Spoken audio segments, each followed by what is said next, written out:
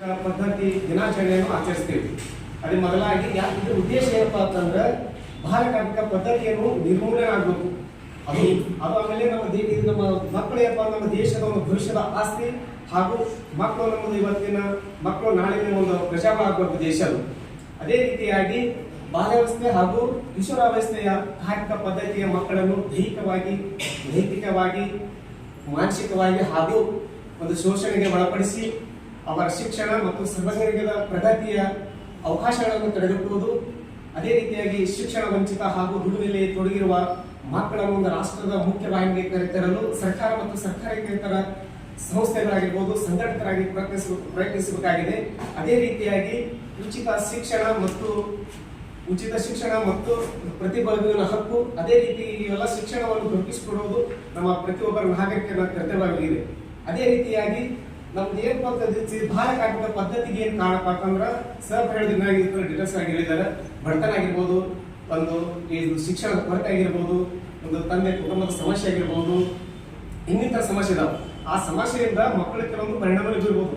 ಹಾಗೆ ಮಕ್ಕಳಲ್ಲಿ ಒಂದು ಅಂಗವೈಕಲ್ಯನಾಗ್ಬೋದು, ಅನಾರೋಗ್ಯದಲ್ಲಿ ಏನಾದ್ರೂ ಆಗ್ಬೋದು. ಆದ್ದರಿಂದ ಇದನ್ನು ಕಡೆಗಣಿಸುವ ಸಲುವಾಗಿ ಏನ್ ಮಾಡಿದಪ್ಪ ಅಂದ್ರೆ ನಮ್ದು ಬಾಲ್ಯಾವಸ್ಥೆ ಹಾಗೂ ಕಿಶೋರಾವಸ್ಥೆ ಕಾರ್ಮಿಕ ನಿಷೇಧ ಮತ್ತು ನಿಯಂತ್ರಣ 1986 ಎಲ್ಲ ಉದ್ಯೋಗ ಮತ್ತು ಪ್ರಕ್ರಿಯೆಗಳಲ್ಲಿ 14 ವರ್ಷಕ್ಕಿಂತ ಕಡಿಮೆ ವಯಸ್ಸಿನ ಮಕ್ಕಳು ಕೆಲಸಕ್ಕೆ ನೇಮಿಸಿಕೊಂಡಲ್ಲಿ ಅಂತವರಿಗೆ ಶಿಕ್ಷಣದ ಅಪರಾಧವಾಗಿದೆ. ಆದ್ದರಿಂದ ಕಿಶೋರಾವಸ್ಥೆ ಹಾಗೂ ಬಾಲ್ಯಾವಸ್ಥೆ ಹಾಗೂ ಕಿಶೋರಾವಸ್ಥೆ ನಿಷೇಧ ಮತ್ತು ನಿಯಂತ್ರಣ ಕಾಯ್ದೆ 1986 ಯಾರಿರ್ತಾರಲ್ಲ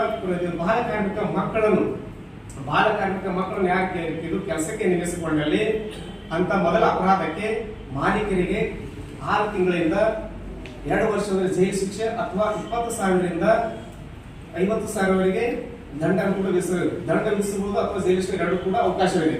ಆದ್ದರಿಂದ ಬಾಲ್ಯಾವಸ್ಥೆ ಹಾಗೂ ಕಿಶೋರಾವಸ್ಥೆಯ ಮಕ್ಕಳಿಗೆ ಇವತ್ತು ನಾವು ಇವಾಗಿರ್ಬೋದು, ಇವ್ರು ಪುನರ್ವಿತವಾಗಿ ಕೇಸ್ ಮಾಡಿದ್ರೆ ಅವರು ಕೂಡ 1 ವರ್ಷದಿಂದ 3 ವರ್ಷ ಜೈಲು ಏನೋ ಒಂದು ಮಾಡಿದ್ರೆ ಮಾಲೀಕರು ರಿಟರ್ನ್ ಮಾಡಿದ್ರು ಕೂಡ ಅವ್ರನ್ನ 1 ವರ್ಷದಿಂದ 3 ವರ್ಷ ಜೈಲು ಶಿಕ್ಷೆ ಮಾಡುವಂತ ವಿಧಾನ ಇದೆ.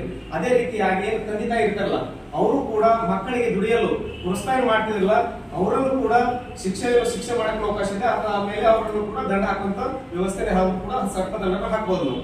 ಅದೇ ರೀತಿಯಾಗಿ ಇವತ್ತಿನ ಮಕ್ಕಳು ನೀವು ಏನ್ ಗೊತ್ತೈತಿ ನಮ್ಗೆ, ನೀವು ನೋಡ್ತಿರ್ಬೇಕು, ಎಲ್ಲ ಕಡೆ ತಿರುಗಾಡ್ತಿರ್ ಹೋಗ್ತೀರಿ, ಸಣ್ಣ ಮಕ್ಕಳು ನೋಡ್ತಾರೆ.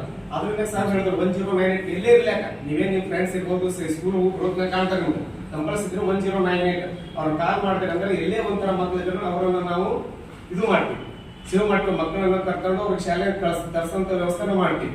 ಅದು ಯಾವಾಗಲೂ ಮಾಡ್ತೀವಿ, ಅದಕ್ಕೆ ಯಾವಾಗಲೂ ಎನಿ ಟೈಮ್ ಕಾಯ್ತೀವಿ. ನಿಮ್ಗೆ ತೊಂದರೆ ಇಲ್ಲ, ನಿಮ್ಗೆ ಕಾಲ್ ಮಾಡ್ಬಿಟ್ಟು ಸಾಕಷ್ಟೇ. ನಮ್ಗೆ ನಮ್ಮ ಹೆಸರು ಬರಲ್ಲ, ಏನು ಬರೋದಿಲ್ಲ, ನಾವು ಅವರನ್ನು ರಕ್ಷಣೆ ಮಾಡ್ತೀವಿ. ಇಷ್ಟು ಹೇಳಿ ನನ್ನ ಮಾತು.